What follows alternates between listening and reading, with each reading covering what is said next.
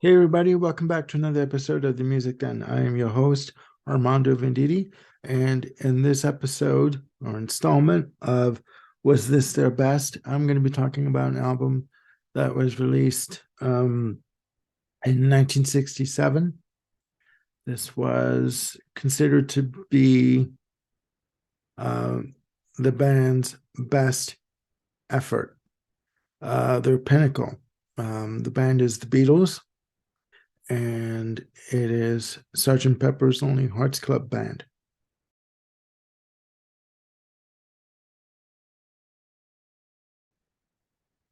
Released on Parlophone in the UK and Capitol in the US and Canada.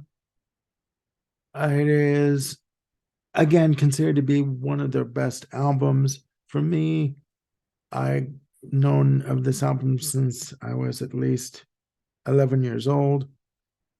I've always been a fan of the Beatles, and I've always loved their later compositions. I was never one for She Loves You and Please Please Me and A Hard Day's Night.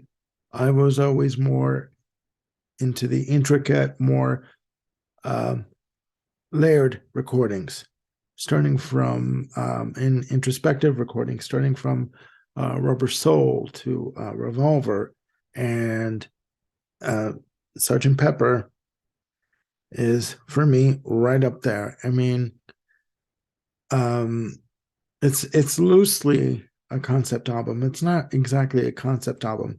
There are 13 tracks, and the album starts off with audience noise. It's almost like people are walking into a theater for a play, and people are getting into their seats, and you hear the orchestra and the orchestra pit tuning up, and then it kicks into the lead off track, and it from there it just takes you on a sonic ride from Sergeant Pepper's Lonely Hearts Club Band to band to with a little help from my friends with Ringo Starr on vocals to Lucy in the Sky with Diamonds, you know, to Fixing a Hole, to She's Leaving Home, um, Being for the Benefit of Mr. Kite. And that's just side one, you know. Side two kicks off with the uh, Middle Eastern influence of Within You or Without You from George Harrison, which features tabla instrumentation, sitars. I mean, and funny enough, this is not even one of George Harrison's favorite albums. Maybe he had said so in a documentary. Maybe it was because he only had one track on the album. I don't know, but what a hell of a track. Uh, Other songs are When I'm 64, um, Lovely Rita, Good Morning, Good Morning. You know, um, to the Sergeant Pepper's Reprieve, to a reprise, to the ending track of A Day in the Life. This album, from start to finish, just takes you on a roller coaster of a ride. Um, I mean, and to me, it ends on a sad note with A Day in the Life, just because of the lyrics. It's very dramatic. It's layered.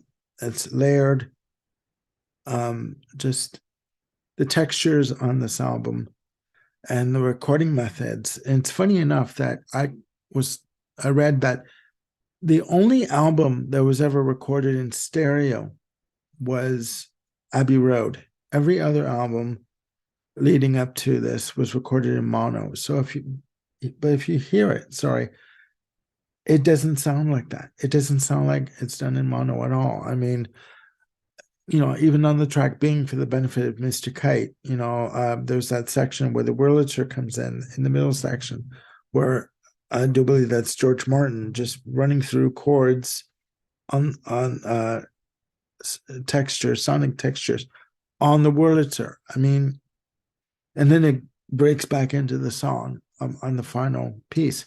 It's just, final section. Sorry. It, to me, it's a masterpiece. I know I've used that word quite a bit, but this is the album for me that I go back to. This is number one, and Abbey Road is number two. So, and it's unfortunate that at this point the Beatles were not touring anymore because they felt that they could not be heard over the loud screams of the fans, female fans, but they really couldn't be heard. And they wanted people to literally listen to what they were doing, not just have them walk on stage and do a freak out just because they're standing there. They wanted people to really get into their music.